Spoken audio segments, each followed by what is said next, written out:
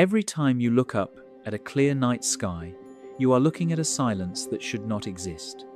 We tend to read that silence as emptiness, as proof that we are alone, and we find a strange comfort in it. But the silence is not emptiness. Our galaxy is more than 13 billion years old. It holds hundreds of billions of stars and hundreds of millions of worlds where life could begin, most of them billions of years older than ours. By every honest calculation, someone should have arrived by now. Their signals should be pouring across the sky. Their machines should already be in our solar system. The night should be loud. Instead, it returns nothing, the same patient nothing, every time we ask. And the cheapest explanation for that nothing is the one almost nobody is willing to say out loud. Get comfortable. Hit subscribe if you're new here. Because by the end of this, the empty sky above your home is going to look less like peace and more like a warning. Now, let's slowly ease into this.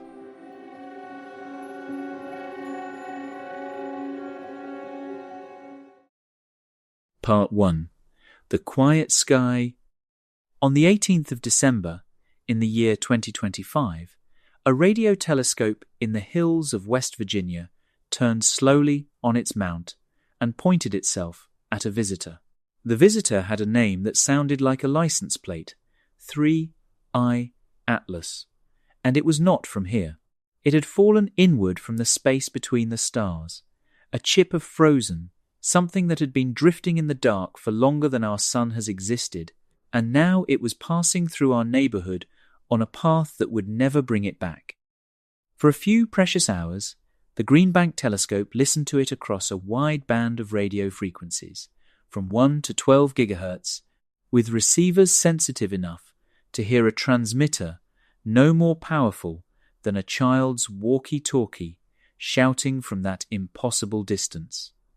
The astronomers were not really expecting to hear anything. They listened anyway, because the question is too important not to ask. And the data came back exactly as clean and as empty as the sky always does. Nothing, no signal, no whisper, no sign that the thing falling past us was anything other than a very old, very cold rock. You might think that is a small story, one quiet measurement among the thousands that observatories make every week. I would like to convince you, slowly, over the next couple of hours, that it is not small at all. It is one more entry in a ledger that has been filling up for more than 60 years, a ledger with only one column and only one kind of entry, written over and over in the same patient hand. The column is labelled, "Did we hear anyone?" And every single line says no. A year and a half before that night in West Virginia, a different team had gone looking for something far stranger than a radio signal. They were hunting for Dyson spheres, the hypothetical megastructures that an advanced civilization might build to wrap around its own star and drink in every drop of its energy. If such a thing existed, it would betray itself by glowing in infrared light, like a warm stove you cannot see directly, but can feel in a dark room. The team sifted through about 5 million stars, running the light of each one through a careful pipeline designed to catch that telltale warmth. Out of 5 million, they found 7 candidates that they could not immediately explain, 7 little smudges of heat that did not fit. For a moment, the possibility hung in the air. And then, as is almost always the way, the follow-up work arrived and quietly drained the colour out of it. The most likely explanation was not a swarm of orbiting solar panels built by an alien hand. The most likely explanation was distant galaxies, sitting by chance behind those stars, their light merging together to fake the signature of a civilization. 7 maybes, and then nothing again. This is the texture of the search. It is not a story of a sudden, deafening alien broadcast that the governments of the world are hiding from you. It is something much quieter, and, if you sit with it long enough, much more unsettling. It is the texture of a sky that should be busy and instead keeps coming back empty. Measurement after measurement, year after year, instrument after instrument, each one a little more sensitive than the last, each one returning the same patient no. Here is what I want you to hold in your mind as we begin, because everything that follows hangs from it. The universe is old. Our galaxy alone is something like 13.5 billion years old, and it holds somewhere between 100 and 400 billion stars. A great many of those stars are far older than our Sun, older by billions of years, which means that any world circling them had a head start on Earth that is longer than the entire history of complex life on this planet. By every reasonable line of arithmetic we will walk through together tonight, the night sky should be crowded. It should be loud. It should be full of the fingerprints of others who came before us and spread out and made themselves known, and it is not. It is silent in a way that is starting to look less like an accident and more like a message. Think about what kind of record that is. A ledger is supposed to fill up with variety, with surprises, with entries that point in different directions. This one does not. Every observatory that has ever joined the search, on every continent, using every method anyone has thought of, has added its lines to the same single column, and the lines all say the same thing. The radio searches say no. The infrared searches for the heat of harnessed stars say no. The optical searches for laser pulses say no. The surveys of passing objects say no. Decade after decade, the instruments grow more sensitive, the computers grow faster, the catalogues grow larger, and the answer does not change. It is the consistency that unsettles, more than any single result. A mystery that gave us a confusing jumble of half-answers would feel ordinary, the way most science feels. A mystery that returns the same flat silence, no matter how we ask the question, feels like something else. It feels like the universe is being consistent about something, and we do not yet understand what. I want to be honest about why a question this abstract is worth 2 hours of your evening, because it would be fair to ask. The Fermi Paradox can sound like a parlor game for astronomers, a riddle with no stakes for anyone trying to live an ordinary life. But that is not what it is. By the time we reach the end of tonight, the question of why the sky is silent is going to turn, quietly, into a question about how long anything like us tends to last, and that is not abstract at all. It is the most concrete question there is. It is about whether the choices a civilization makes in its dangerous, powerful adolescence tend to end well or end everything. We are living through exactly such an adolescence right now. So this is not a riddle about distant aliens. It is, in the end, a mirror. And the reason it is worth sitting with is that the reflection in it is us. There is a particular quality to that night in West Virginia that I keep returning to because it captures the whole strangeness in a single image. Picture the scene plainly. A great dish of metal, larger than a sports field, swinging slowly under a cold sky, pointing itself with enormous care at a single faint object falling through the outer solar system. Inside, screens fill with the patient flow of numbers. People who have given their lives to this question lean in, knowing the odds, hoping anyway. And the universe answers the way it has answered every time we have ever asked, which is to say, it does not answer at all. There is no drama in it, no moment of contact, no signal to decode. There is only the soft return of nothing, logged and filed, one more line in the ledger. The astronomers pack up, the dish turns to its next target, and the silence, undisturbed, continues. That quiet anticlimax, repeated for 60 years, is the actual shape of the greatest search humanity has ever undertaken, and its very ordinariness is part of what makes it so hard to take seriously and so important that we do. The most comfortable thing to do with that silence is to look away from it, to treat it as a puzzle for specialists, a curiosity with no bearing on the life you are living right now. I understand the impulse, but I think the silence is trying to tell us something about ourselves, and I think the something it is trying to tell us is the one answer to this whole mystery that almost nobody wants to be true. We are going to take the long way to get there. We are going to give every gentler explanation its fair hearing first, because each of them might be right, and because the terrifying answer only earns its weight once you have watched the comfortable ones fall away one by one, so settle in. The first thing we have to understand is why anyone ever expected the sky to be loud in the first place, and to find that, we have to go back to a lunchroom in the summer of 1950 and to a single offhand question that has haunted physics ever since. Part 2. Where is everybody?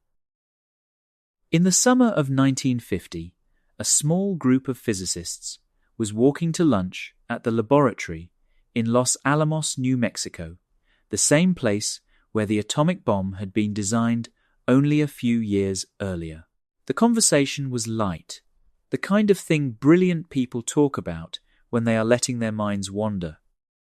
There had been a rash of flying saucer reports in the newspapers, and a cartoon in a magazine had jokingly blamed some missing public trash cans on aliens. The men laughed about it, traded a few jokes, and then sat down to eat. The subject changed. And then, in the middle of the meal, apparently out of nowhere, one of them looked up and asked a question that had nothing obviously to do with what anyone was saying. The man was Enrico Fermi, one of the most formidable physicists who has ever lived, a person famous for his ability to estimate almost anything with a few scraps of information and the back of an envelope. And the question he asked was simply this: where is everybody? The others knew immediately what he meant, even though he had not laid out a single step of the reasoning. He had run the whole calculation silently in his head while the conversation moved on without him, and he had arrived at a contradiction so sharp that it pulled him right out of the small talk. If the universe is as large and as old and as full of stars as we know it to be, then intelligent life should have arisen many times over, and some of it should have spread far enough and lasted long enough that we would see it by now. So where is it? Why does the sky look empty? Why are we, apparently, alone? That single question is the seed of what we now call the Fermi Paradox. And I want to be careful about the word paradox, because it does not mean what people often think it means. A paradox here is not a trick or a logical impossibility. It is a collision between two things we have very good reason to believe, two things that cannot both be fully true at the same time. On one side stands a confident expectation that the galaxy should be teeming with life and its handiwork. On the other side stands the plain observation that, as far as we can tell, it is not. The paradox is the gap between those two, and the unsettling thing about that gap is that you cannot close it for free. Every way of closing it costs you something. Every explanation forces you to give up a belief you would rather keep. What makes Fermi's question so durable, what has kept it alive for 75 years, while 1,000 other lunchtime remarks have been forgotten, is that the more we have learned, the heavier it has become. In 1950, Fermi was working mostly from intuition and rough numbers. He did not know whether other stars even had planets. He did not know how common the ingredients of life were. He was guessing, brilliantly, but guessing.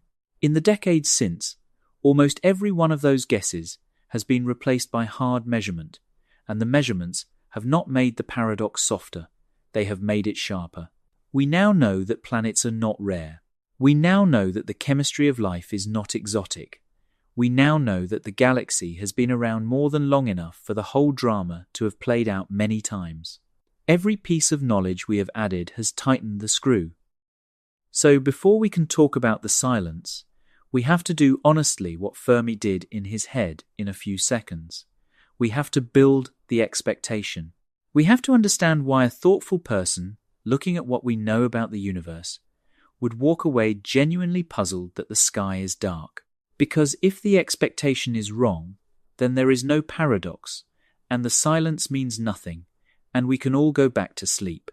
But if the expectation is sound, if the galaxy really should be full and simply is not, then the emptiness becomes a fact that demands an explanation, the same way a fingerprint or a footprint demands one. And the explanations, as we will see, range from the merely surprising to the genuinely frightening.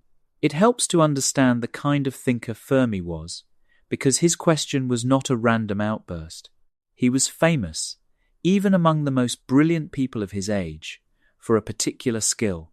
He could take a problem that seemed impossibly vague and, with a few reasonable guesses and a little arithmetic, arrive at an answer that was usually close to right. He once estimated the strength of an atomic blast by dropping scraps of paper and watching how far the shockwave pushed them. That was the mind that asked, "Where is everybody?" He was not expressing a mood. He was reporting the result of a calculation he had just run in his head, and the result had startled him because the numbers did not fit the empty sky. And here is the thing that gives the question its staying power. In the 75 years since that lunch, almost every assumption Fermi had to guess at has been replaced by something we have actually measured, and not one of those measurements has made the puzzle easier. He had to guess whether other stars even had planets, and we now know that most of them do. He had to guess whether the ingredients of life were common, and we now find them almost everywhere we look, in clouds of gas between the stars, in the tails of comets, on the moons of our own outer planets. He had to guess whether the galaxy was old enough for all of this to have happened many times, and we now know it has been here for more than 13 billion years. More than enough. Every gap he filled with a hopeful guess has since been filled with a hard fact, and every hard fact has pushed in the same direction, toward a galaxy that should be full. The silence has not been explained away by what we learned. It has only grown louder. There is a tool that physicists use to organize this expectation. A single line of multiplication scribbled on a blackboard in 1961 by an astronomer named Frank Drake. It is not a law of nature. It is more like a way of being honest about what we know and what we are only guessing. And the strange thing about that equation, the thing almost nobody notices the first time they see it, is that the entire weight of the mystery ends up resting on its very last term, a single quiet letter that has nothing to do with chemistry or planets or biology, and everything to do with whether a civilization, having once arisen, manages to last. Let us look at that equation, and let us see where the danger is hiding. Part 3. The galaxy should be full. Frank Drake's equation looks intimidating the first time you meet it, but its logic is gentle. Imagine you want to estimate how many civilizations in our galaxy are broadcasting right now, civilizations we could, in principle, detect. You cannot know that number directly, so instead you break it into a chain of smaller questions, each one a little more answerable than the whole. How many stars are born in our galaxy each year? What fraction of them have planets? How many of those planets, on average, could support life? On how many of those does life actually begin? On how many of those does life eventually become intelligent?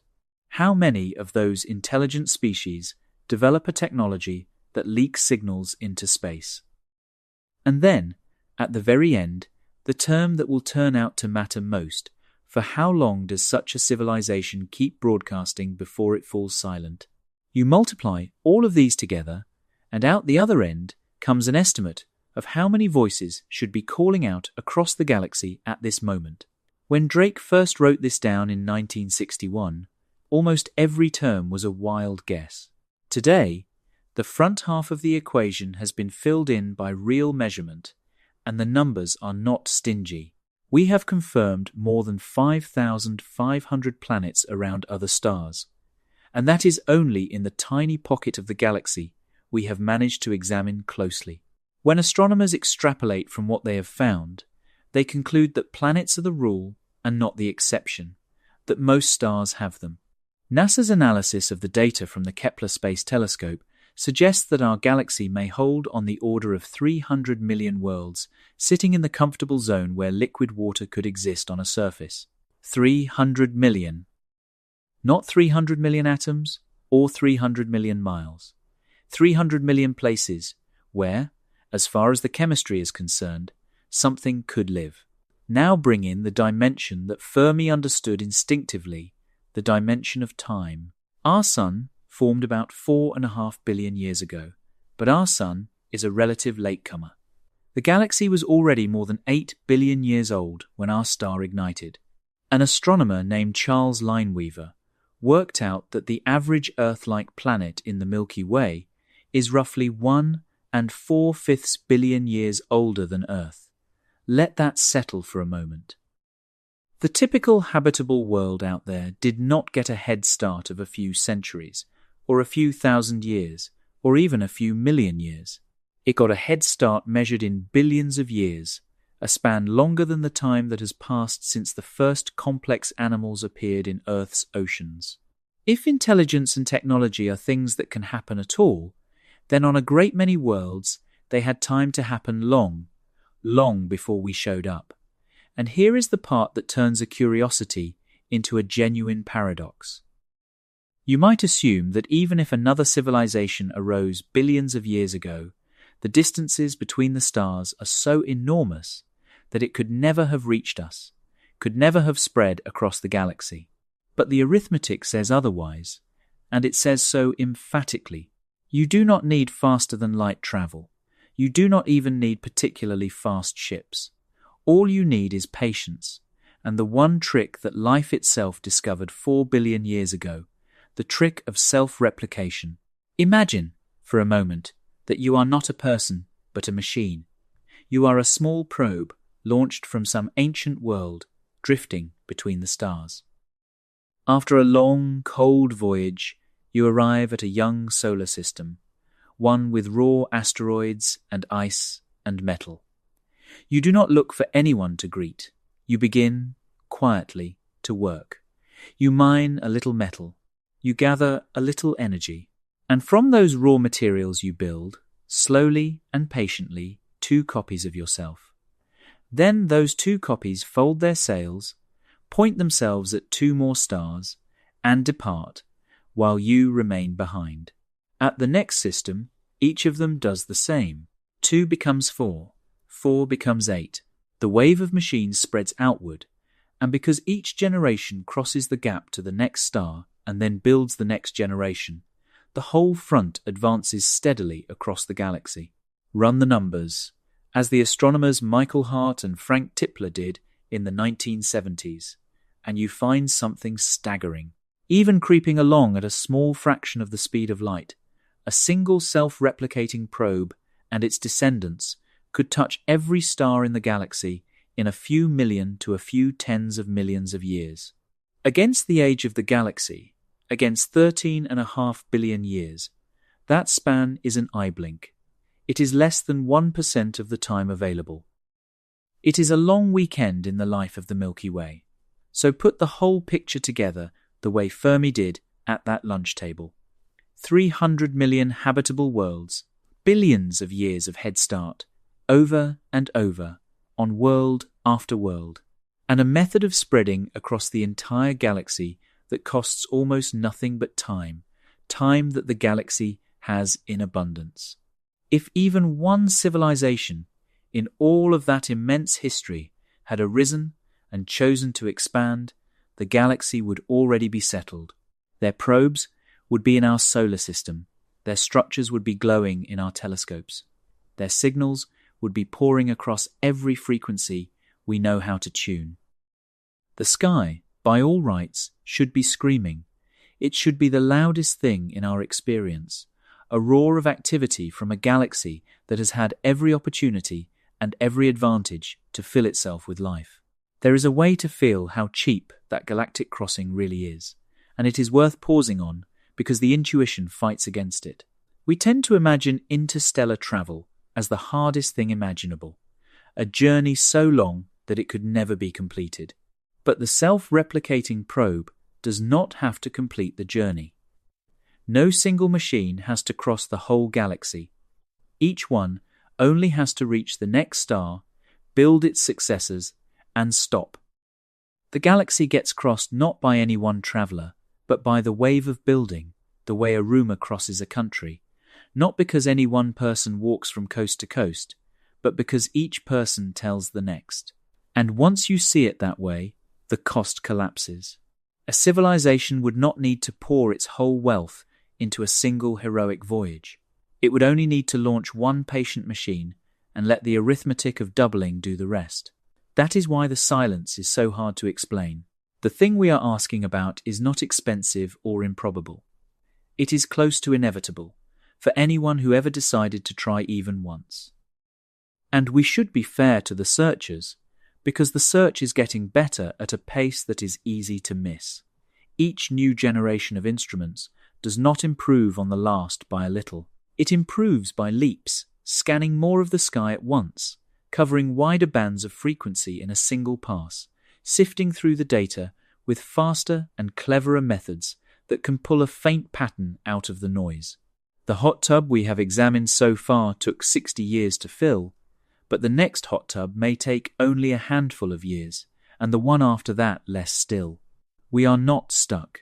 We are accelerating, which means the silence we are sitting in tonight is a snapshot of a search in its infancy, and the same emptiness that cannot prove we are alone today may, within our lifetimes, be tested against a search large enough to actually mean something. The cup is small now. It will not stay small forever. Hold one number in mind as we go, because it will matter more and more as the night goes on, and it is the number hiding at the very end of Drake's equation. Everything in front of it, the count of stars and planets and habitable worlds, we have learned to estimate. The last term is different. It asks how long a civilization keeps calling out before it falls silent, for any reason at all, and that number could be almost anything. It could be millions of years, if civilizations tend to be stable and lasting. It could be a few centuries, if they tend to burn brightly and briefly and then go dark. And the haunting thing is that the same silent sky is consistent with both. A galaxy where civilizations last millions of years, but are genuinely rare, looks quiet. A galaxy where civilizations are common but last only a few centuries also looks quiet. From inside our hot tub of the sea, we cannot yet tell which kind of galaxy we live in, and the difference between those two galaxies is the difference between a future that is open and a future that is short. It is hard to hold these scales in the mind at once, so let us put the two pictures side by side one final time before we go looking for explanations. On one side, a galaxy more than 13 billion years old, holding hundreds of billions of stars, seeded with hundreds of millions of habitable worlds, many of them billions of years older than ours, crossable end-to-end by patient machines, in a span that is barely a rounding error against its age. On the other side, a sky that returns nothing, that has returned nothing every time we have asked, across every method we have tried, for as long as we have been asking. The first picture says the galaxy should be teeming. The second says it appears to be empty. Both pictures are built from solid observation, and they cannot both be the whole truth. That is the paradox in its starkest form, and it is why no thoughtful person can simply shrug it off. Something has to give. Either our expectation is wrong in some way we have not yet understood, or the silence is real and is telling us something we do not want to hear. And when we turn our most sensitive instruments toward it and hold our breath and listen, what we hear is nothing, not a faint signal we are struggling to decode, nothing. The screaming sky is silent, and the silence is not a gap in our knowledge to be filled in later. It is the single most important observation we have, and it is asking us a question we do not know how to answer. Before we reach for the frightening answers, though, honesty demands that we ask a much more boring question first. Have we actually looked hard enough to earn our surprise? Maybe the silence is not strange at all. Maybe we have simply barely begun to listen. Part 4. A Cup from the Sea. There is a comforting objection that comes to almost everyone when they first sit with the Fermi Paradox, and it is a good one, and it deserves a real answer. The objection is this: the galaxy is unimaginably large. Our radio telescopes are few, and our search has been going on for only a few decades. Maybe the reason we have not heard anyone is simply that we have hardly checked. Maybe the silence is not the universe's answer. Maybe it is just the sound of a search that has barely started. I want to take this objection seriously because it is true, and because holding it honestly is what will keep us from sliding into despair later. Let us go back to the beginning of the listening. In the spring of 1960, a young astronomer named Frank Drake, the same Drake who would later write the equation, did something no human being had ever deliberately done before. At the observatory in Greenbank, West Virginia, in the cold hours before dawn, he aimed a radio dish at a nearby star called Tau Ceti and turned on a receiver tuned near the natural frequency of hydrogen, the most common element in the universe, a frequency any other astronomer in the galaxy might think to use. He called it Project Ozma. Picture him there, in the early light, headphones on, listening to the faint hiss of the cosmos, a sound like rain on a far roof. For days, there was only that hiss. And then, when he swung the dish toward a second star, the room suddenly came alive. A strong, regular pulse came pounding through the headphones, 8 bursts a second, steady as a drum. For a few electric moments, the people in that room thought they were hearing another civilization. Hands shook, someone reached for the controls. And then the signal revealed itself for what it was, a passing aircraft, a piece of our own noise, nothing more. The letdown was total. But something important had happened. For the first time, a human being had pointed an instrument at the stars and seriously asked, "Is anyone there?" and had been willing to hear an answer. The age of listening had begun. It has been more than 60 years since that morning, and we have listened a great deal since then, with bigger dishes and faster computers and far more patience. And yet, when researchers sat down a few years ago to ask exactly how much of the possible search we had actually completed, the answer was humbling, almost beyond belief. When you account for all the directions in the sky, all the frequencies a signal might use, all the times it might be sent, all the strengths it might carry, the total volume of the search becomes a kind of ocean, an abstract sea of possibilities that any real signal would be swimming somewhere inside. And the amount of that ocean we have so far examined, after 60 years of effort, comes out to roughly the volume of a single hot tub. One hot tub dipped out of all the water on Earth. That is how much of the haystack we have searched. That is the fraction of the sea we have actually sampled. This matters enormously, and I want you to carry it with you, because it is the honest break on everything frightening we are about to discuss. When someone tells you that the silence of the sky proves we are alone, they are making a mistake that a fisherman would never make. Imagine dipping a cup into the sea, pulling it up, finding no fish in it, and announcing that the ocean is empty of life. The ocean is not empty. Your cup is just very small. We have pulled up a hot tub's worth of the cosmic sea and found it quiet, and that quiet is real, but it is nothing remotely like proof. Absence of evidence, at this scale of searching, is barely even a hint. It is a single cup from an ocean we have only just learned how to dip into. There is one moment in all those decades of listening that refuses to fit neatly into either column, and it deserves a mention because it is the closest we have ever come to a yes.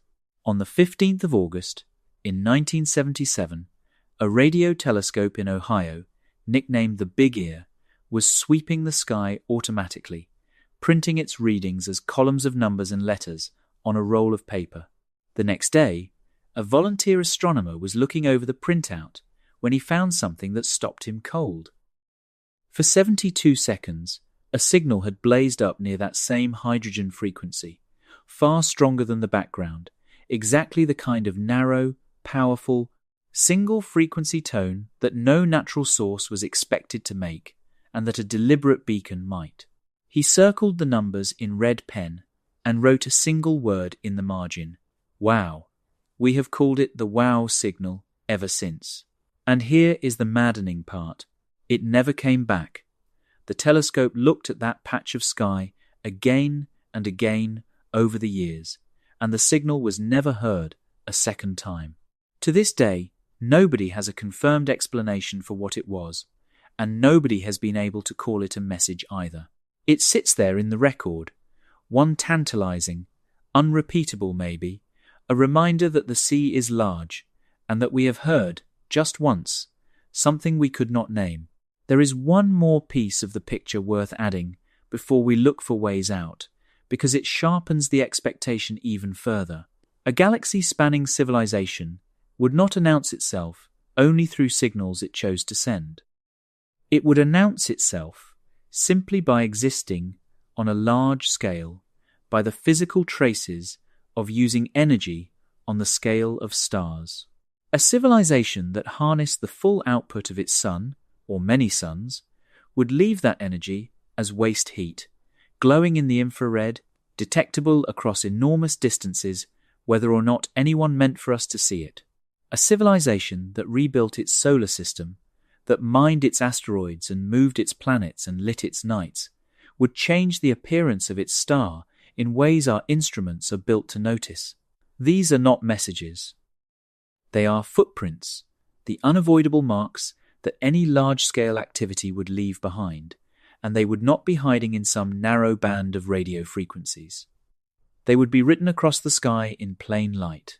And when we survey the stars for exactly these footprints, as the Dyson Sphere hunters did, we find the same thing the radio listeners find. We find nothing that we cannot explain some other, quieter way. There is a reason the search has to be so patient, and it comes down to the sheer size of the place we are searching. When researchers talk about the haystack we are looking through, they do not mean a single thing we can scan all at once. They mean a space with many dimensions at the same time. A real signal could come from any direction in the whole sphere of the sky. It could sit at any frequency across an enormous range. It could arrive at any moment, lasting a second or a century, repeating or never repeating. It could be strong or unimaginably faint. It could be carried in radio or in light or in some form we have not thought to check. To search the haystack completely, you would have to cover every direction, at every frequency, at every moment, at every strength, in every medium, all at once, and no instrument we have ever built can do more than a sliver of that. This is why the hot tub of the sea is not a failure of effort. It is a measure of how enormous the haystack truly is, and of how young our search still is within it. So the comforting objection holds, and we should hold it too. We have not searched enough to be sure of anything. The silence so far is a cup from the sea, not the empty sea itself. But, and this is where the comfort starts to thin, the Fermi Paradox was never really about radio signals alone. Radio is only one way a galaxy full of civilizations would betray itself, and arguably one of the weakest. A civilization that spread across the stars the way our arithmetic says it could would not need to send us a polite message for us to notice it. It would rearrange the sky. It would leave structures, probes, the warm glow of harnessed stars, physical changes written across the galaxy over millions of years. Those things would not be hiding in a hot tub of frequencies. They would be everywhere, unavoidable, written large. And those too we do not see. So the question sharpens, and we are forced to start asking not whether we have listened hard enough, but whether the reason for the silence is something about the universe itself, or something about what happens to everyone who tries.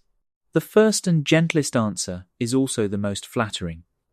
Maybe the silence is simply because life, real life, is almost unimaginably rare. Part 5. Maybe life is rare. The first and most soothing way out of the paradox is to suppose that the front of Drake's equation, the part we thought we had filled in so confidently, hides a number so small that it swallows everything else. The idea goes like this. Yes, there are hundreds of millions of habitable worlds. Yes, there have been billions of years. But maybe the step from a lifeless world to a living one, or from simple life to complex life, or from complex life to a tool using mind, is so staggeringly improbable that it has happened essentially once, here, and almost nowhere else. The sky is silent on this view, not because civilizations rise and fall, but because they almost never rise at all. We are not surrounded by graves. We are simply, profoundly, alone, because the lottery that made us is one that the universe almost never wins. This idea has a name. It is often called the rare earth hypothesis, after a book by the scientists Peter Ward and Donald Brownlee published in the year 2000. Their argument is detailed and worth respecting. They point out that Earth is not just a rock at the right distance from its star. It is the product of a long chain of fortunate accidents, each one seemingly necessary for complex life, and none of them obviously common. We have a single large moon, formed in a colossal early collision, which steadies the tilt of our planet and keeps our climate from lurching wildly over the ages. We have plate tectonics, the slow churning of the crust, which acts like a planetary thermostat, recycling carbon and regulating temperature across hundreds of millions of years. We have a giant planet, Jupiter, sitting in the outer system like a goalkeeper, its gravity deflecting some of the comets and asteroids that might otherwise rain down on us. We sit in a relatively calm neighborhood of the galaxy, away from the crowded center, where exploding stars and intense radiation might sterilize a world before it had a chance. Take away any one of these, Ward and Brownlee argue, and the path to creatures like us might never open. If they are right, the comfort is enormous, and you can feel why people are drawn to it. It means the silence is not a warning. It means there is no looming danger that ends civilizations, because there are almost no civilizations to end. It means we cleared the hard part long ago, that the great improbability lies safely in our past, in the lucky assembly of this particular world, and the lucky spark that lit life upon it. On this reading, the future is wide open. We are the rare winners, and the galaxy, mostly empty, is ours to grow into if we choose. It is a story in which we are special and safe at the same time, and that is a very appealing combination. But there is a crack in it, and the crack runs right through the center. The trouble is that the history of our own planet does not actually cooperate with the idea that life is hard to start. When we read the rocks, we find that life appeared on Earth astonishingly early. The planet finished forming and cooled enough to hold liquid water, and then, within a few 100 million years, a mere geological moment, life was already here. It did not take billions of years of lucky chemistry. It showed up almost as soon as the conditions allowed. And when something happens quickly and early on, the only example you have, the natural reading is not that it is nearly impossible. The natural reading is that it is easy, that it is the kind of thing that happens readily whenever a young world offers it the chance. If the origin of life were truly a 1 in a trillion fluke, we would not expect to find it rushing onto the scene the instant the planet was ready. We would expect it to dawdle, to arrive late, to look like the rare accident it was supposed to be. There is a subtle and unsettling counterpoint here, one raised by the physicist Brandon Carter, and it is worth holding carefully because it cuts both ways. Carter pointed out that we cannot fully trust the early arrival of life as evidence that life is easy because we are not neutral observers of our own existence. Only on a world where life did arise, and arose with enough time left for intelligence to follow, could anyone ever be standing around asking the question. If life were in fact extremely improbable, the only planets with observers on them would still tend to be the ones where it happened early by sheer luck, because the ones where it happened late never produced anyone to notice. So the fast start might be a real clue that life is common, or it might be a mirage produced by the simple fact that we could only ever have found ourselves on a world where the dice came up right. With a single example, one planet, one origin, one history, we genuinely cannot tell the difference. We are trying to learn the odds of a coin from a single flip that we ourselves are the result of. The rare earth idea has one more layer worth turning over, because it is not only about the assembly of a lucky planet, it is also about the timing of everything that came after. On Earth, the origin of simple life was fast, but everything past that was agonizingly slow. For well over 1 billion years, life on this world was nothing but single cells going nowhere. The step to complex cells, the kind that can build bodies, may have happened only once in all of Earth's history. The step from complex cells to animals took hundreds of millions of years more. The step from animals to a creature that could build a radio telescope took hundreds of millions of years beyond that, and happened, as far as we can tell, exactly once, in one lineage, on one branch of one tree of life. If any of those later steps is the truly improbable one, the real needle that almost no world threads, then rare earth could be partly right, even if simple life is everywhere.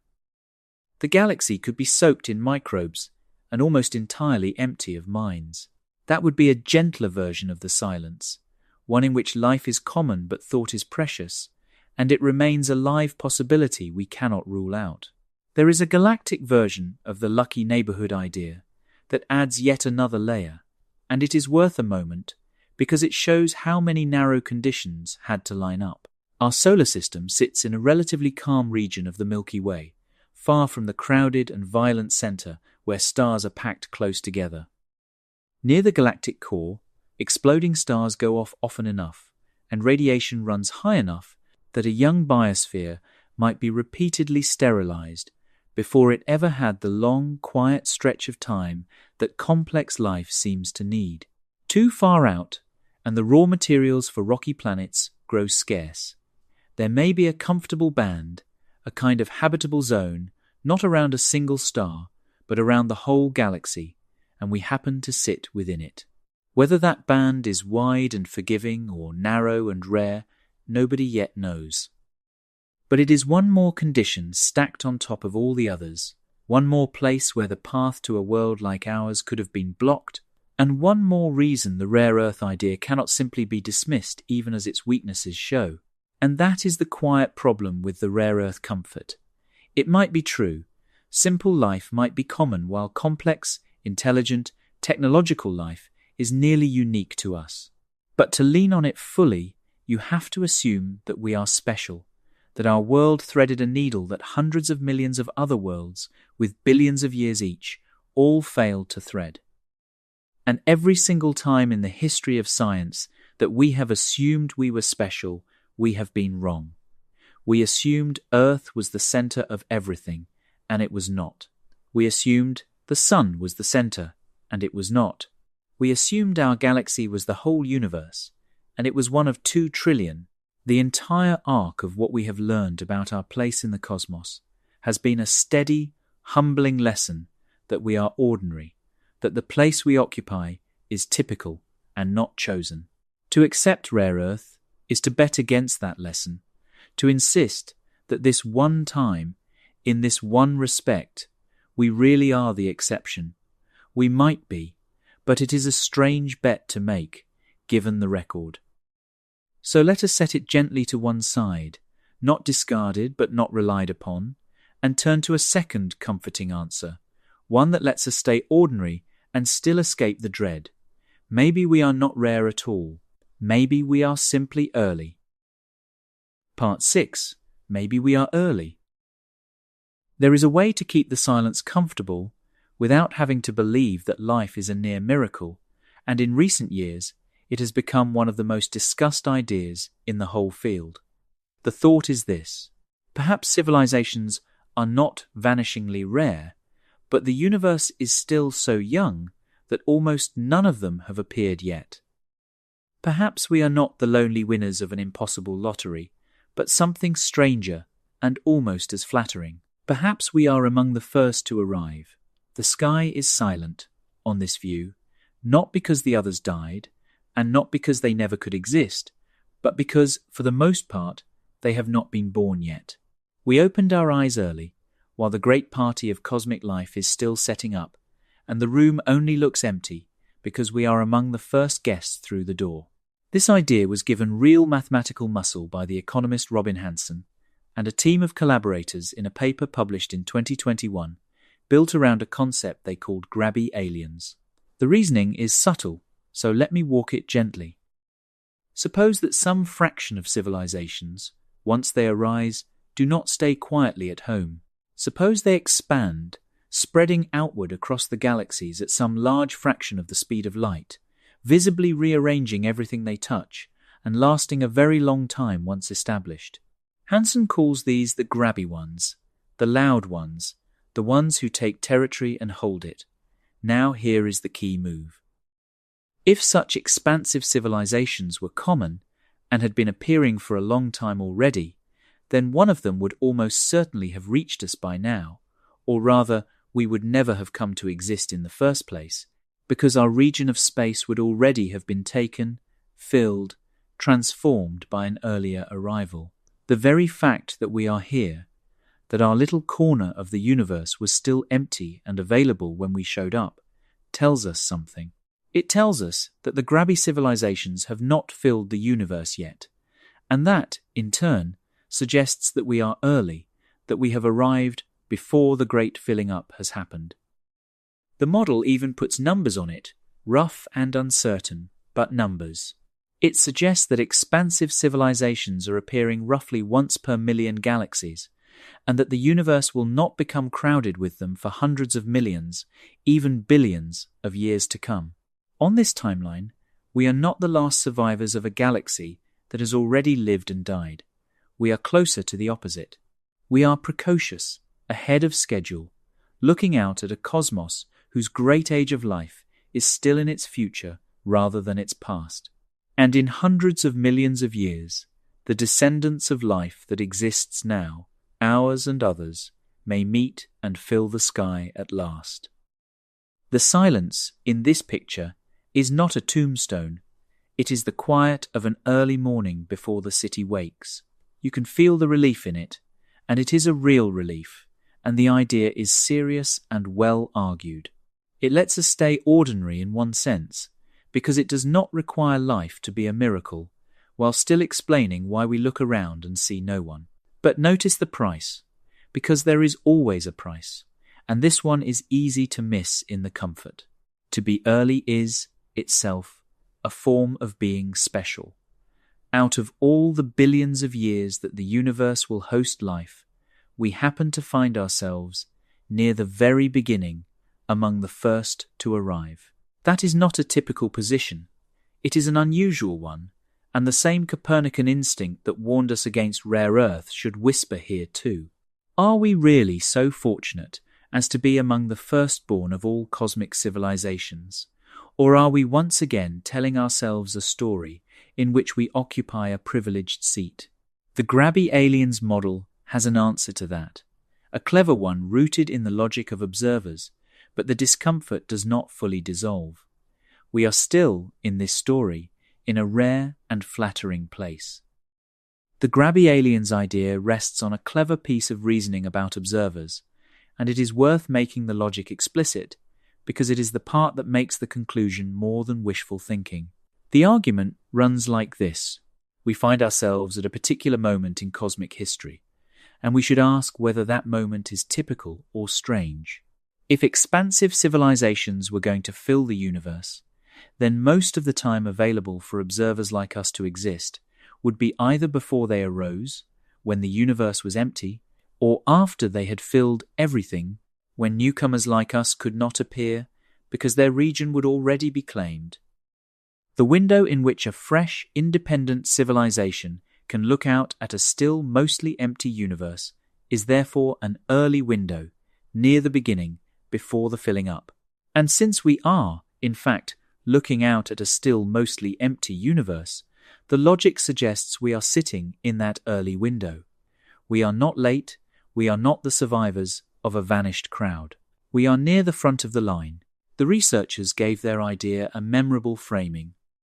If loud, expansive aliens explain why we find ourselves so early, they argued, then the quiet aliens, the ones who stay home and never spread, must also be genuinely rare.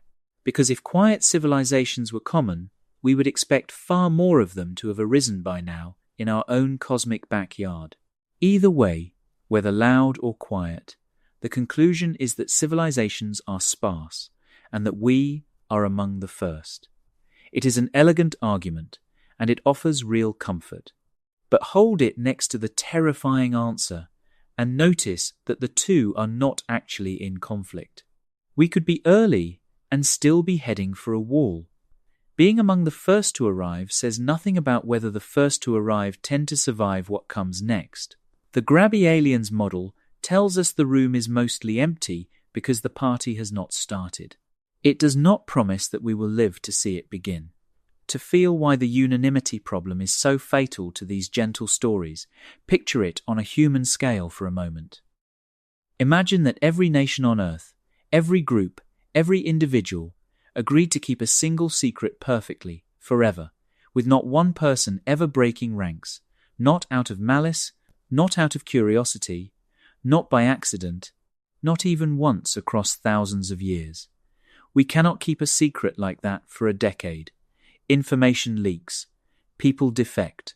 Someone always decides the rule does not apply to them. Now scale that up to millions of separate civilizations, each with its own history and its own factions and its own restless individuals, spread across millions of years, and ask them all to hold the same silence without a single exception. The thing we are being asked to believe is not that aliens are disciplined. It is that they are more disciplined than anything that has ever existed has ever managed to be, across a span and a scale where the smallest crack would be visible to us. One curious child with a transmitter. One group that decided to say hello. That is all it would take. And in millions of years, it has apparently never happened, which is exactly what makes the hiding stories so hard to believe.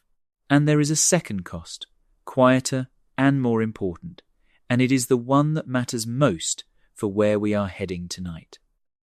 Even if we are early, even if the universe really is young and the others simply have not arrived yet, this idea tells us nothing at all about whether we ourselves will survive the steps ahead.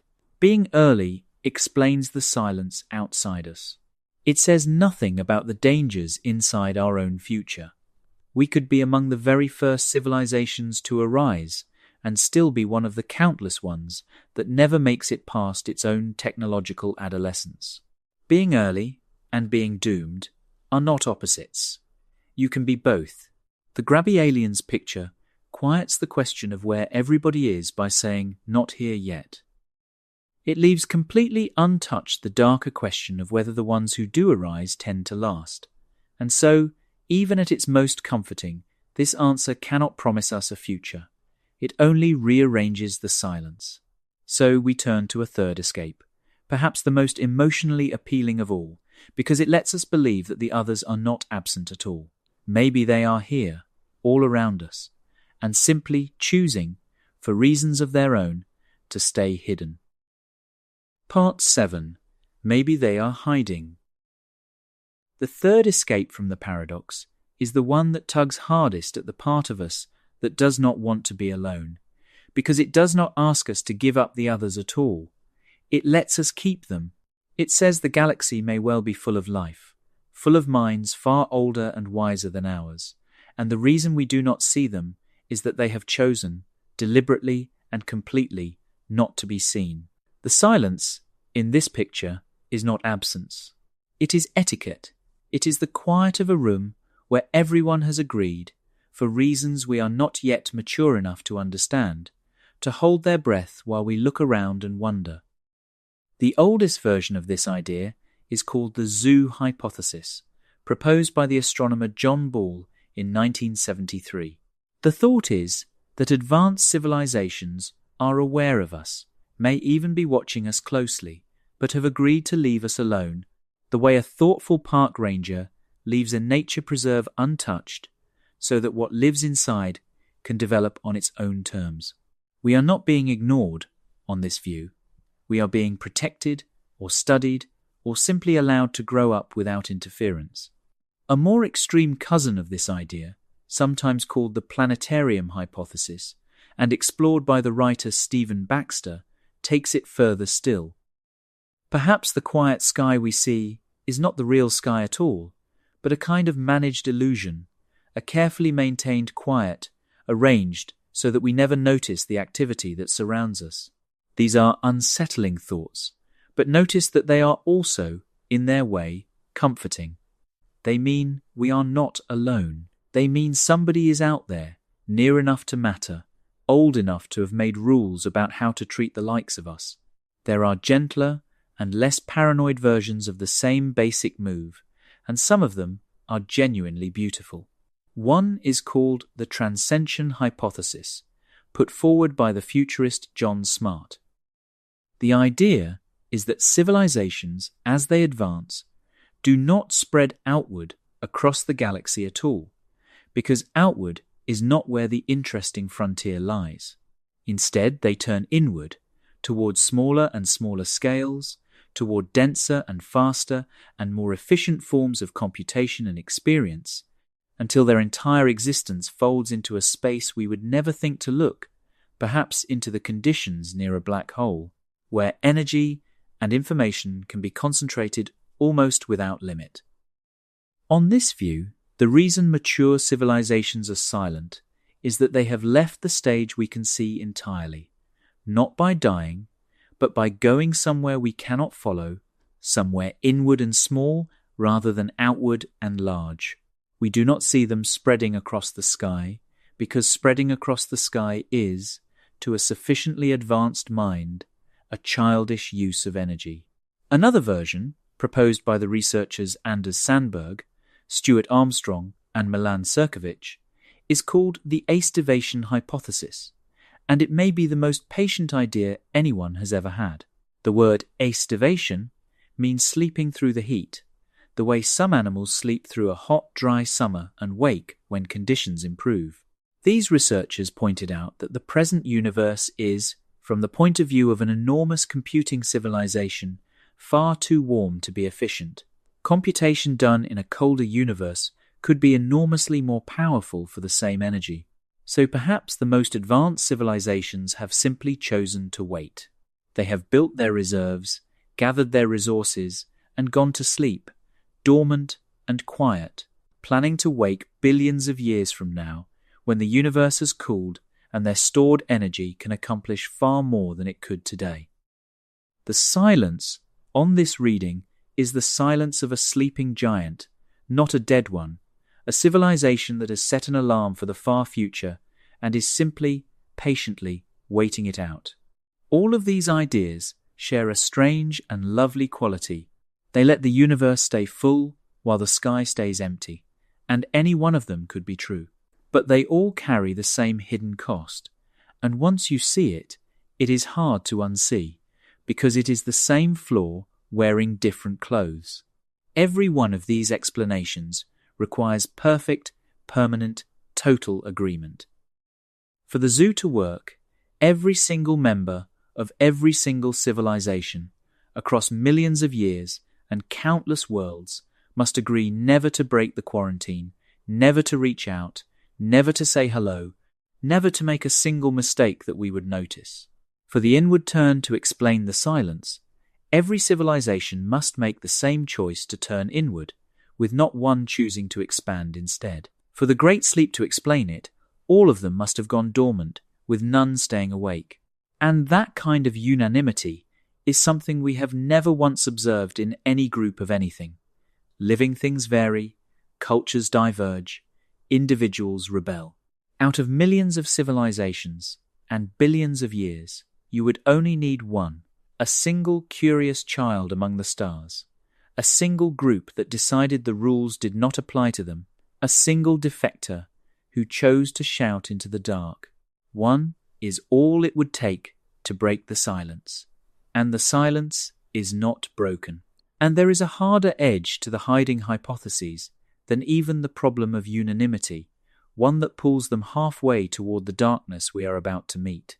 Suppose for a moment that the silence really is enforced, that the reason no one shouts is not politeness but danger. The gentle versions imagine a benevolent quarantine, elders protecting a young species the way we might protect a nature preserve. But the same evidence fits a far less kind story equally well. Perhaps no one reaches out not because they are protecting us, but because reaching out is what gets you noticed, and being noticed is what gets you destroyed. The quiet of the sky would look exactly the same in both cases. A galaxy of gentle guardians keeping a respectful distance, and a galaxy of frightened survivors keeping their mouths shut, produce the identical silence from where we sit. We cannot tell them apart by listening, because both of them are, by definition, listening to, and saying nothing. And once you notice that the comforting version and the frightening version make the same prediction, the comfort starts to feel thin, because we have no way to know which one we are living inside. Stay with the feeling a little longer, because it has a strange double quality that is worth noticing. On one hand, the idea that every silent star might be a grave is among the loneliest thoughts a person can have. On the other hand, there is a thread of fellowship in it that is almost tender. If the terrifying solution is right, then we are not the first to stand here, frightened and curious, looking up and wondering. We are the latest in a long line of others who reached this same point, who built their instruments and asked their version of where is everybody, who felt the same mixture of wonder and unease that you may be feeling right now. They were not so different from us. They wanted to know if they were alone, just as we do. And the silence that frightens us was, for each of them, the last thing they learned before they joined it. There is grief in that, but there is also a kind of kinship, a sense that the loneliness itself is something shared, passed down the line of all the civilizations that ever looked up. We are alone, perhaps. But we are alone in exactly the way everyone before us was alone, and that is a stranger and gentler thing than simple emptiness. That is the quiet undoing of the hiding hypotheses. They do not fail because they are impossible. They fail because they ask the universe to be more disciplined than anything we have ever known it to be, to enforce a rule with no exceptions across a scale where exceptions are the only thing we can count on. The more civilizations you imagine out there, the harder it becomes to believe that every last one of them, without fail, chose silence. And so this comfort, too, begins to thin in our hands. We have now tried the 3 gentle answers. Maybe life is rare. Maybe we are early. Maybe they are hiding. Each one might hold a piece of the truth, and none of them is foolish. But each one asked us to believe something special, something fortunate, something that lets us off the hook. And there is one more answer waiting, the one we have been circling all night, and its terrible power is precisely that it asks us to believe nothing special about ourselves at all. It works if we are completely ordinary. That is what makes it so hard to escape. Part 8. The door that needs no excuse. Let us take stock of what every comfortable answer has had in common, because the pattern is the key that unlocks the frightening one. To believe that life is rare, we had to believe that we are exceptional, that our world threaded a needle almost no other world could thread. To believe that we are early, we had to believe that we are among the firstborn, occupying a privileged moment near the dawn of cosmic life. To believe that they are hiding, we had to believe in a discipline so perfect that not one civilization in all of history ever broke it. Every gentle answer leaned on something special, something flattering, something that set us apart. And the trouble with leaning on the special is that the universe has spent 4 centuries teaching us, patiently and repeatedly, that we are not special at all. We are ordinary. Our star is ordinary. Our world is ordinary. Our place and our moment, as far as we can tell, are typical. So here is the question that opens the dark door. What explanation for the silence would survive even if we are completely ordinary? What answer would still work if there is nothing special about us at all, if we are exactly as typical as everything we have ever learned suggests we are? There is one, and only one, and it was given its sharpest form by the economist Robin Hanson in 1996, in an idea he called the Great Filter. The reasoning is almost unbearably simple, which is part of why it is so hard to dismiss. We know that the path from a dead universe to a galaxy-spanning civilization is possible in principle because we exist and we have started down it. We know too that the path is not being completed because the sky is silent. Put those two facts together and a conclusion falls out with the weight of arithmetic.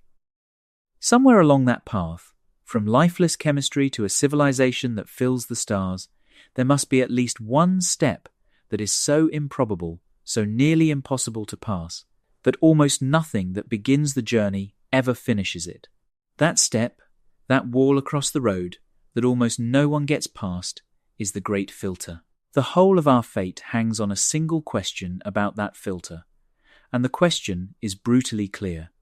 Is the filter behind us, or is it ahead of us? Think of the journey as a series of doorways, the formation of a stable planet, the origin of life from non-life, the leap from simple cells to complex ones, the emergence of intelligence, the development of technology, and then the doorways we have not yet reached, the ones that lead from a young technological species like us to a mature one that spreads safely across the stars and lasts for millions of years. The Great Filter is at least one of those doorways, jammed nearly shut.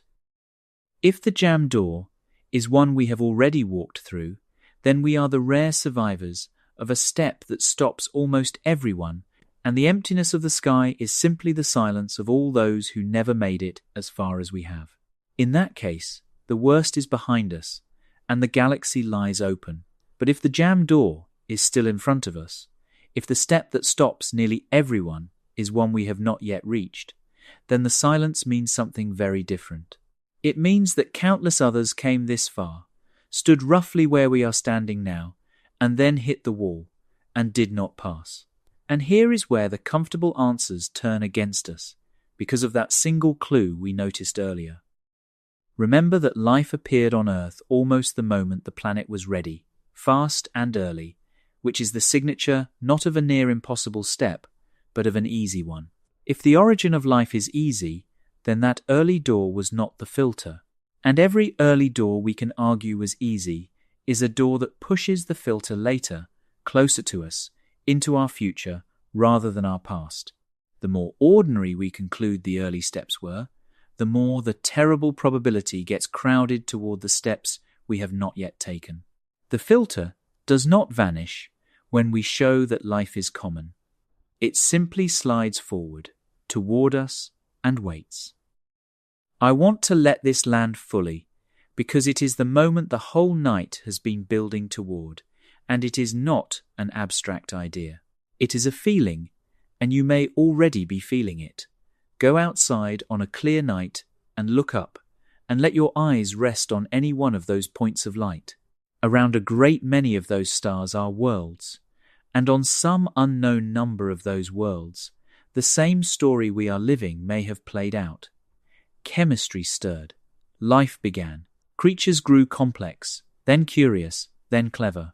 Someone, on some world, under some other sun, built instruments and pointed them at their own sky, and asked the same question we are asking, where is everybody?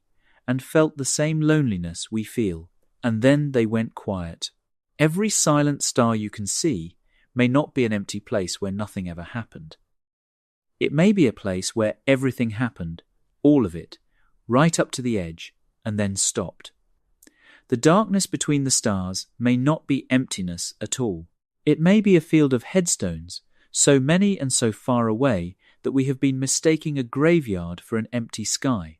That is the terrifying solution, and notice what it does not require. It does not require us to be rare. It does not require us to be early. It does not require anyone to be hiding. It works precisely because we are ordinary, because the same thing that happened to everyone else is the thing most likely to happen to us. The silence is not telling us that we are alone in a friendly way. It may be telling us that the road we are on has an end, that there is a door ahead of us that has closed on every traveller who ever reached it, and that we are walking toward it right now in our own lifetimes without knowing how near it is. But even this is not the whole of the dread, because there is a second idea that sharpens it further, an idea that explains why even the survivors, if there are any, would stay perfectly silent. To understand that, we have to step into a forest at night. Part 9. The Forest. Imagine that you are standing in a forest at night.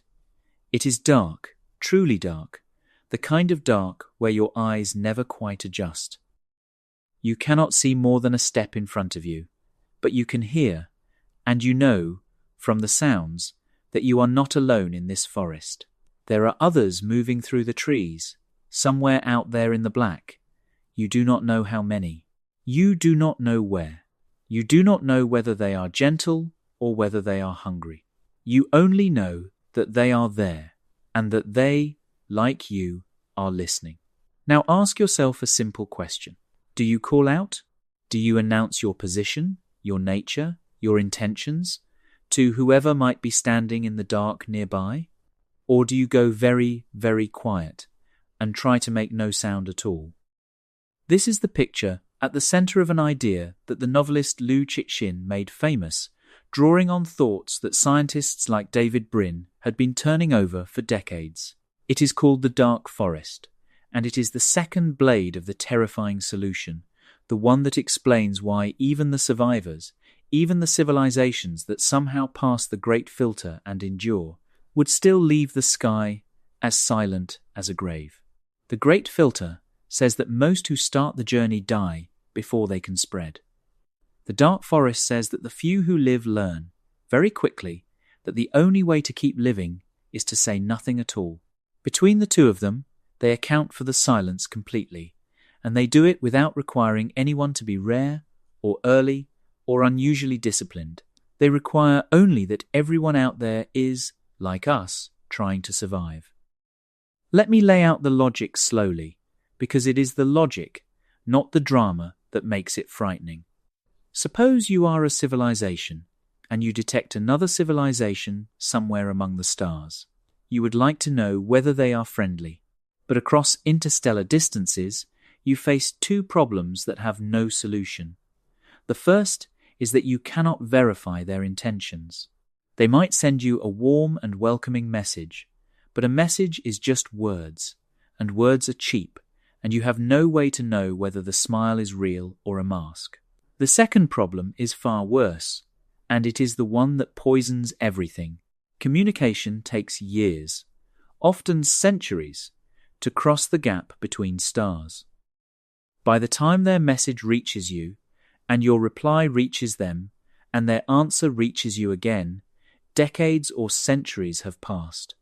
And in that time, a civilization can change beyond recognition.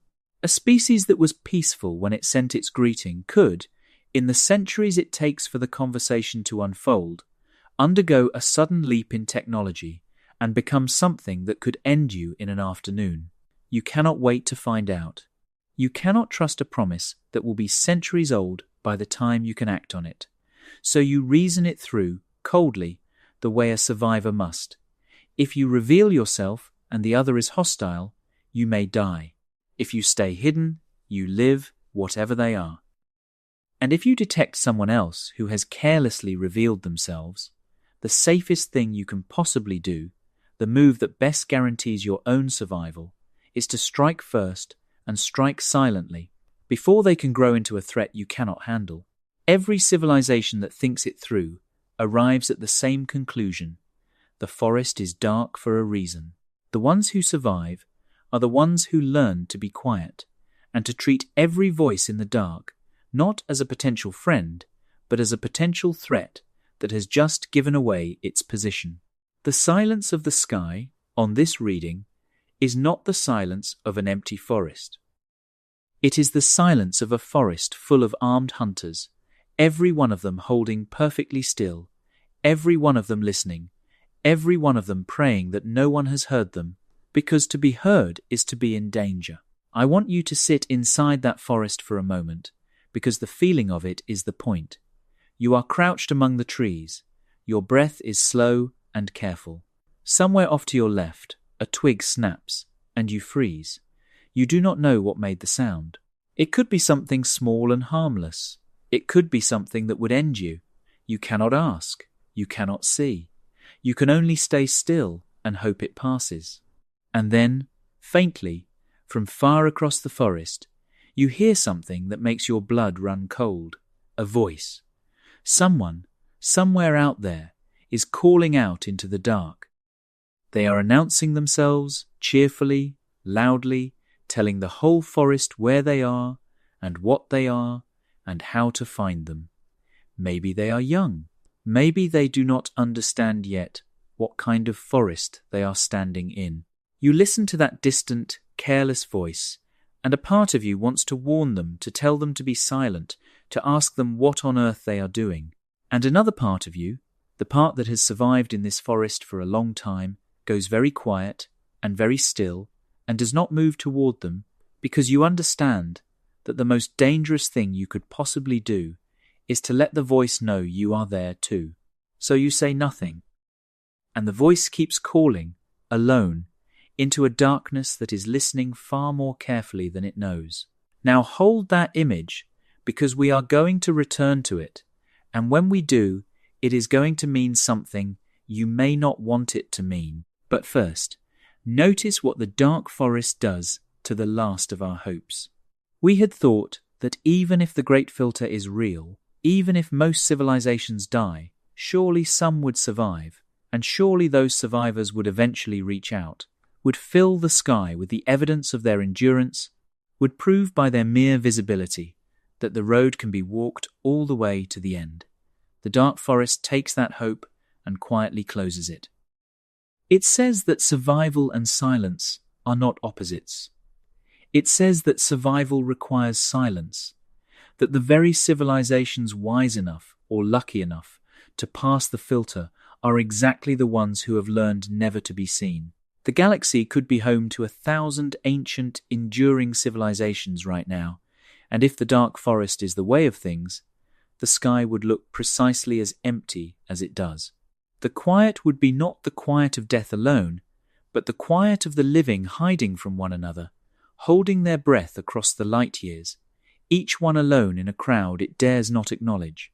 It is worth being precise about just how exposed we have made ourselves, because we did most of it without a moment's debate.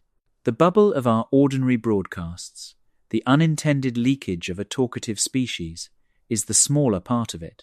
The larger and stranger part is the messages we sent on purpose.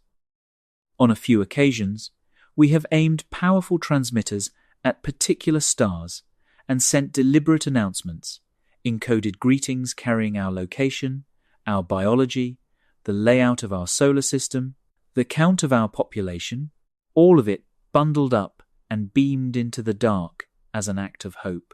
We did this with almost no serious discussion about whether it was wise, because the assumption underneath it was never examined. The assumption was that being found could only be good, that anyone capable of receiving our message would be benevolent, that the forest is friendly. We never proved that assumption. We simply held it, the way a child holds the belief that the world is safe, and we acted on it, and the signals are out there now, travelling outward at the speed of light, and they cannot be called back. Whatever the forest turns out to be, we have already told it where we live. The part of the dark forest that does the real damage is the part about time, so let me press on it once more, because it is easy to nod past, and it is the hinge of the whole grim logic. In any ordinary encounter between people, you can watch, wait, and adjust. If someone seems threatening, you keep your distance and see what they do. The slow speed of light takes that option away across interstellar space. If you spot a civilization 1,000 light years off, you are not seeing them as they are. You are seeing them as they were 1,000 years ago, and your reply will not reach them for another 1,000 years, and their answer will take 1,000 more to return. By the time any exchange could happen, 2,000 years have passed, and 2,000 years is enough for a civilization to transform itself completely, to go from harmless to overwhelming or to collapse or to become something you would not recognize. You are always negotiating with a ghost, with a version of them that no longer exists, and staking your survival on a guess about who they have become in the silence since. Under those conditions, trust is not just hard, it may be impossible, and impossibility is the soil in which the dark logic grows. There is a question that should be nagging at you by now, and it is the right question to ask, the one that turns this whole abstract nightmare into something personal and immediate. If the forest is dark, and the survivors are silent, and the wise thing to do is to make no sound at all, then what have we been doing? What kind of forest dwellers are we? Have we been crouching quietly among the trees, careful and unseen, learning the rules of survival? Or have we been the careless voice, the young thing calling out into the dark, announcing ourselves to whatever might be listening, without the faintest idea of what kind of forest we are standing in? The answer, when you look at it honestly, is not comfortable, because for more than 100 years we have not been quiet at all. We have been the loudest thing for light years in every direction, and we have only just begun to wonder whether that was wise. Part 10. We are the loud ones. For a little more than a century now, our world has been leaking. Ever since we learned to send signals through the air, since the first radio broadcasts crackled out across the early 20th century, a growing sphere of our own noise has been expanding outward from Earth at the speed of light. Our radio dramas, our news bulletins, our music, the chatter of our radar, and our television, and our endless conversations, all of it has been spilling into space, a bubble of human voices swelling year by year, already more than 100 light years across. We did not do it on purpose. We were simply talking to ourselves, the way any young thing does, never thinking about who might be standing in the dark beyond the trees, listening. We have been the careless voice in the forest, and we have been calling out for longer than anyone now alive has been on this planet. And lately, we have done something even bolder than leaking. We have started to deliberately listen, and worse, we have started to deliberately answer. We have built our most sensitive instruments and pointed them outward, straining to catch the faintest whisper from anyone who might be out there. We have, on a handful of occasions, sent intentional messages, focused beams of greeting aimed at particular stars, announcements of our existence and our location, crafted with care and launched into the dark with hope. We have treated the prospect of being heard as the best news imaginable, as the thing we want most in the universe. We have assumed, without ever quite deciding to assume it, that to be found would be a wonder rather than a danger. We have assumed that the forest is friendly. Let me bring you back to that night in West Virginia, the 18th of December, 2025, because now it means something different than it did when we began. The Green Bank telescope swings on its mount and points itself at the visitor from another star, 3I Atlas, that cold chip of something falling through our neighborhood. The receivers open across that wide band of radio, from 1 to 12 gigahertz, sensitive enough to hear a transmitter as weak as a child's toy across the gulf between worlds. The room is quiet, the data flows in, and the answer comes back clean and empty, as it always does. Nothing. The visitor is silent. It made no sound, gave away nothing, announced itself to no one. Whatever it is, it travelled through the dark forest the way a wise thing travels, saying nothing at all. And meanwhile, the entire time we leaned in to catch its faintest possible whisper, our own world was blazing behind us, lit up across the radio sky, pouring a century of our noise out into the same dark in every direction at once. We strained to hear a whisper from a passing rock, and we did it while shouting at the top of our lungs. Do you feel the inversion? We have spent this whole night asking why the sky is so silent, why no one is calling out, why the forest is so quiet.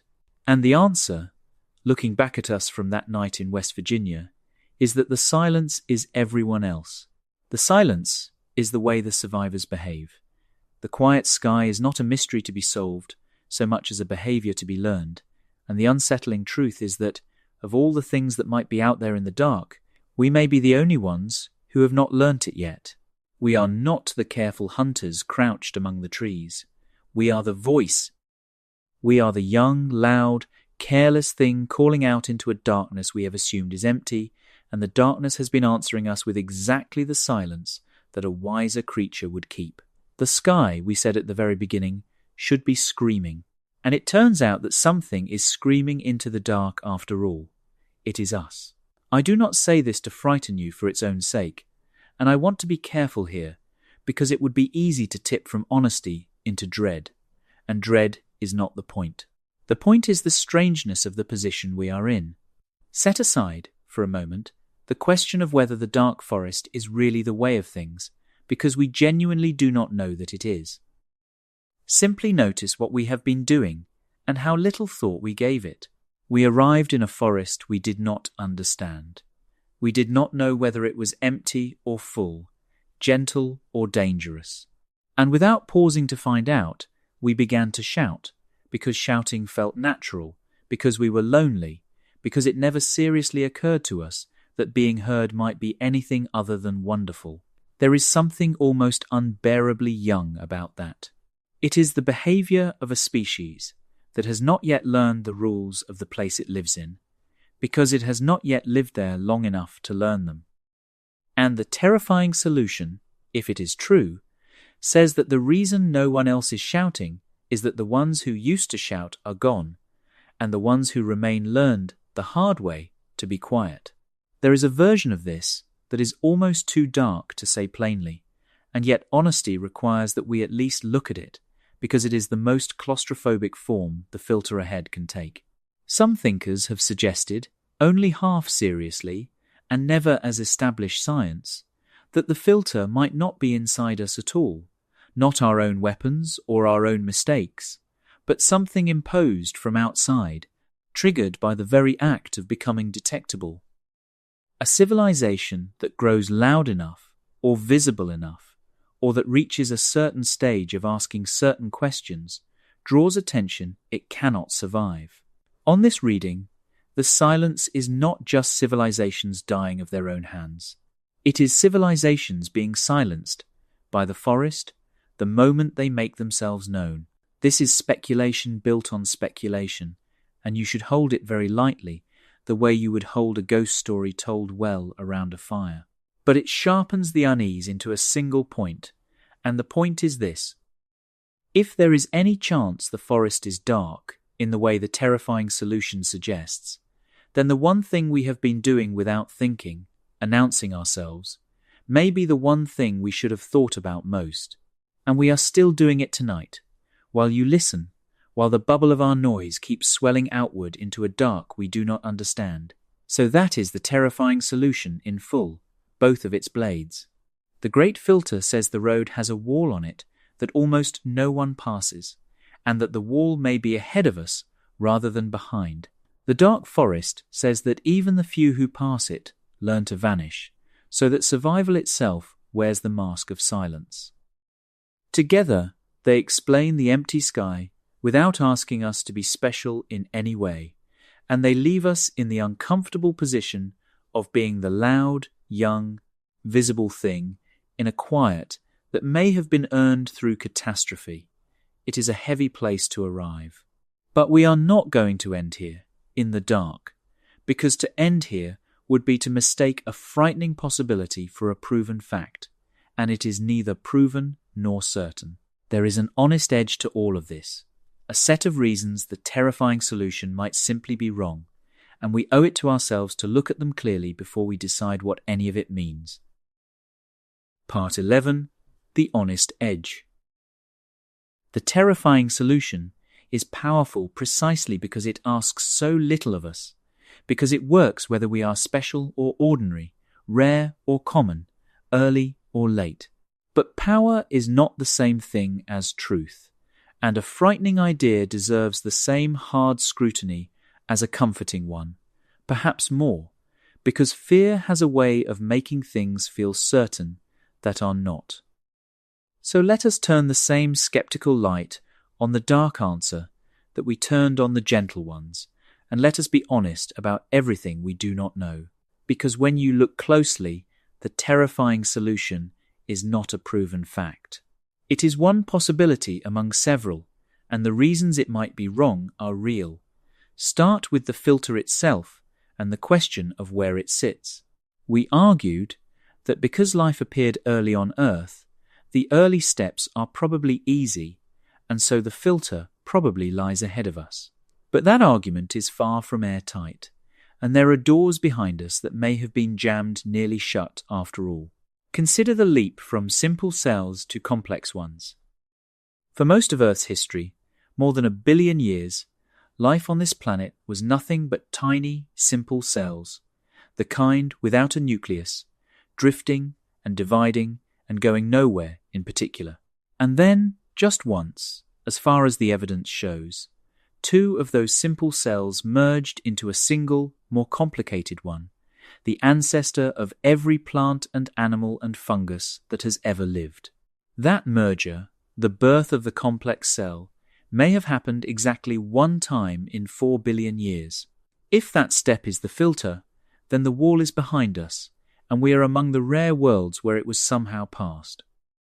The same might be true of the origin of life itself, despite its early arrival, if Carter's warning holds and the early start is a mirage produced by the fact that only lucky worlds have observers. The honest truth is that we do not know which steps were hard and which were easy, and so we do not know whether the filter is in front of us or safely behind. The dread depends on a guess. Then return to the cup and the sea, because it has not stopped being true just because we have frightened ourselves. We have searched the equivalent of a single hot tub dipped out of all the oceans of Earth, and we have called the result silence. But a hot tub is not the sea. A civilization could be broadcasting steadily from a star not far away, on a frequency we have not yet checked, in a direction we have not yet pointed, at a time we happened not to be listening, and we would have no idea. The galaxy is enormous, and our search is young, and the quiet we have heard so far is not remotely enough to conclude that the galaxy is empty or that the survivors are all hiding. When we let the great filter and the dark forest fill us with dread, we are reading a verdict into a sample so small that no careful person would accept it as evidence of much at all. The same smallness that keeps us from proving we have neighbours also keeps the darkness from proving that we do not. The hot tub cuts both ways, and on this side of the cut, it is a reason for patience rather than fear. Look hard, too, at the dark forest, because for all its cold elegance, it rests on assumptions that may not hold.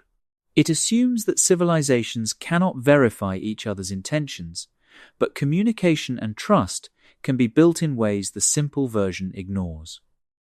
It assumes that any civilization could suddenly leap to overwhelming power, but the laws of physics impose hard limits on how fast anything can cross between stars, limits that make a surprise attack across light years enormously difficult and slow. It assumes that the safest move is always to strike first and stay hidden. But a galaxy in which everyone reasons that way is not obviously stable, and thoughtful people have argued that cooperation, not paranoia, might be the wiser, long-term strategy for a patient mind. The dark forest is a story, a compelling one, but it is not a theorem. It describes one way a galaxy of minds might behave. It does not prove they must. And the gentler answers we set aside, that life is rare, that we are early, that some genuinely do choose silence for benign reasons, none of those were disproven tonight. They were only shown to ask something of us. Any one of them might still be the truth. So where does that leave us, honestly? It leaves us not with an answer, but with a question that is still open, genuinely open, in a way that should bring as much relief as dread. We do not know that the filter is ahead. We do not know that the forest is dark. We do not know that the silence means death. We know only that the silence is real, that it is strange, that it demands an explanation, and that among the explanations is one we would very much prefer not to be true. That is not the same as knowing it is true. The most frightening solution to the Fermi Paradox is a possibility we cannot yet rule out, not a sentence that has been passed. And there is something steadying in that, if you let it be steadying. The dark answer is one card in a hand we have not finished playing, and the search that would tell us which card is real has, by its own accounting, barely begun. We have dipped one cup into an ocean we are only beginning to learn how to read. Whatever is written in the rest of that sea is still unwritten, as far as we know, and some of what is unwritten we get to write ourselves. There is a quieter possibility folded into all of this that deserves its own moment, because it dissolves the dread without requiring any catastrophe at all. We have been assuming, throughout, that a successful civilization is one that expands, that fills the sky, that spreads its footprints across the galaxy. But what if that assumption is simply wrong? What if the mature thing to do, the thing that wise and lasting civilizations actually do, is to stay home, to live well within the means of a single system, to feel no urge to colonize 100 billion stars? A civilization can be ancient, thriving, and content without ever becoming visible across light years, in the same way that a person can live a full life without ever needing to shout their name from a mountaintop. If expansion is not the natural endpoint of intelligence but only a phase, or only one choice among many, then the silence needs no filter and no forest to explain it. It would simply mean that growing up, for a civilization, looks less like conquering the galaxy and more like learning you do not need to. That is not a frightening thought. It is almost a peaceful one, and it fits the evidence just as well as the darker readings do. That last thought is the one I want to carry into the end of this, because it changes the whole shape of the fear. If the filter were entirely behind us, our future would be a matter of luck already spent, and if it were entirely ahead and entirely fixed, our future would be a doom we could only wait for. But the honest truth, that we do not know where the filter is, means that some part of the answer is not yet decided. And if some part of it is not yet decided, then the most important question is no longer where is everybody. The most important question becomes something far more personal, far more urgent, and far more within our own hands than a paradox about distant stars has any right to be. The question becomes, how long do we have, and what do we intend to do with it? Part 12. How long do we have? We began this night with a question asked at a lunch table in 1950, a question that sounded like idle wonder and turned out to be one of the heaviest things a person can ask. Where is everybody? We have spent these hours learning that the question has no comfortable answer, that every explanation costs us something, and that the cheapest explanation of all, the one that asks nothing special of us, is also the one we would least like to believe.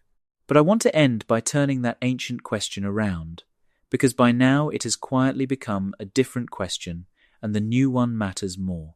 All along, we thought we were asking about them, about the absent others, about the silence in the sky. We were really asking about ourselves. Where is everybody is, in the end, the same question as, how long does anybody last? And that question is not about the stars at all. It is about us. Look one more time at Frank Drake's equation, at that chain of terms we walk through near the beginning, and notice where all the uncertainty finally collects. The front of the equation, the part about stars and planets and the chemistry of life, has been steadily filled in by measurement, and the numbers are generous. The middle is hazy, but at least imaginable. And then there is that last term, the lifetime of a communicating civilization, the average span between the moment a species learns to call out into the dark and the moment it falls silent, whether by death or by choice. Everything hangs on that one number, and it is the one number we cannot measure because we have only one example of a technological civilization in all the universe, and that example is us. And we are not finished yet. We are not a completed data point. We are an experiment still running, the only one we can see, and the value of that crucial last term is being decided, slowly, by the choices our species makes in the years and the centuries ahead. The silence of the sky is, in a strange and literal sense, a question about how the human story ends, asked by a universe that already seems to know the answer for everyone else. Now here is the turn, the place where the dread can become something else, if we let it. If the filter is ahead of us, that is frightening. But notice what kind of thing the filter ahead would actually be. It would not be a law of physics, fixed and unanswerable, like the speed of light or the cooling of the universe. The candidate filters ahead of us are not cosmic at all. They are things like the weapons we have built and might one day use, the diseases we might engineer, the climate we might destabilize, the powerful technologies we might create without the wisdom to control them. Every one of those is a danger. But every one of those is also, in principle, a choice. A filter made of our own actions is a filter we could, conceivably, choose to survive. The same silence that frightens, read this way, becomes the strongest argument anyone has ever made for taking our own survival seriously, for thinking in centuries instead of seasons, for treating the continuation of our species not as something guaranteed, but as something we have to actively, deliberately earn. The empty sky stops being a verdict handed down and becomes a warning offered, and a warning is a gift, because a warning is something you can still act on. There is even a kind of dignity hidden in our loneliness, the same dignity we found every other time the universe humbled us. When we learned that Earth was not the center, it did not shrink us. When we learned that our sun was one ordinary star among hundreds of billions, and our galaxy one among 2 trillion, it did not diminish us. Each time, the discovery that we were smaller than we thought turned out to enlarge the stage we were standing on. The silence does something similar if we are brave enough to read it generously. It means that whatever we are, whatever we manage to become, we may be doing it without a guide, without an elder civilization to show us the way, without anyone ahead of us on the road who made it through. It means that the experiment of lasting, the experiment of being a civilization that does not fall silent, may be ours to run for the first time, or among the first times, in this whole part of the cosmos. That is a lonely thought. It is also an extraordinary responsibility, and there is something almost sacred in carrying a responsibility that large, in being the ones who might, just possibly, show that the road can be walked all the way to its end. I told you we would return to the voice in the forest, the careless one calling out into the dark, and we have become it, and I will not pretend that is a comfortable thing to be. But consider what it means that we are still calling. It means we are still here. It means the experiment is still running, that our particular value of that last term in the equation has not yet been written, that the silence has not yet claimed us. Every night that we look up and wonder is a night we have not gone quiet, and the question is no longer whether the others are out there, because we may never know that in our lifetimes. The question is whether we will be the kind of civilization that lasts long enough and grows wise enough to find out. That is not a question physics can answer for us. It is a question we answer ourselves, slowly, with every choice we make about the dangerous and beautiful powers we are coming into. It is worth being concrete about what the dangers ahead actually are, because vagueness breeds either panic or denial, and we want neither. The powers that a young technological civilization comes into are the same powers that could end it. The ability to release the energy bound inside the atom is the ability to build a weapon that could unmake a civilization in an afternoon. The ability to read and write the code of life is the ability to create a disease that no immune system has ever seen. The ability to reshape a planet's chemistry to feed billions is the ability to destabilize the very climate that made those billions possible. The ability to build minds faster and stronger than our own is the ability to lose control of the most powerful thing we have ever made. None of these is science fiction. All of them are arriving now in the span of a few generations, which is precisely the moment the terrifying solution points to as the dangerous narrows. The filter ahead, if it is ahead, is not a monster waiting in the dark. It is the predictable consequence of becoming powerful faster than we become wise. But naming the dangers that way also names the hope, because every one of them is a thing we could, in principle, learn to handle. A species that understood it was walking through a narrow passage, might walk through it carefully. It might decide that survival is a project worth organizing around, that some powers demand caution equal to their strength, that thinking in centuries is not a luxury, but a necessity. No law of physics forces a civilization to destroy itself. The filter ahead, unlike the filters behind, is made of choices, and choices can be made differently. That is the thin, real thread of hope running through the darkest reading of the silence, and it is not a false comfort. It is the most honest thing we can say. The others, if they fell through doors that may still be open to us, if we are wise enough and patient enough to walk through them with our eyes open. Think about how unusual our moment is, set against the whole age of the universe. For more than 13 billion years, this cosmos ran without anyone here to notice it, without a single mind on this world to look up and ask what it all meant. And then, in a sliver of time so thin it barely registers against that immensity, a species woke up on a small blue world, built instruments, and began to ask the universe about itself. We are that waking up.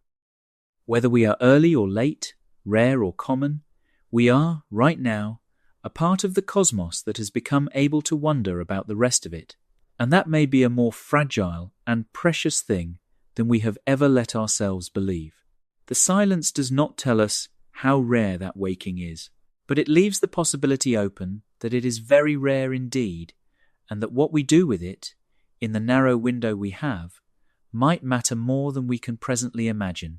So let the silence be what it truly is, which is not an answer, but an open question, hanging over us, unresolved, waiting. The universe has not told us that we are doomed. It has only declined, so far, to tell us that we are safe. Somewhere out there, behind one of those quiet points of light, the thing that stops everyone may be waiting for us too, or it may already be behind us, spent, survived, a danger we passed without ever knowing we were in it. We do not know which. We may not know for a very long time. And in the meantime there is only this, the oldest and newest question at once, the one Fermi asked at lunch, and the one we are still living inside tonight. Where is everybody? How long do we have? What will we choose to do with the time? The sky is silent. For now, we are not. And as long as that is true, the answer is still ours to write.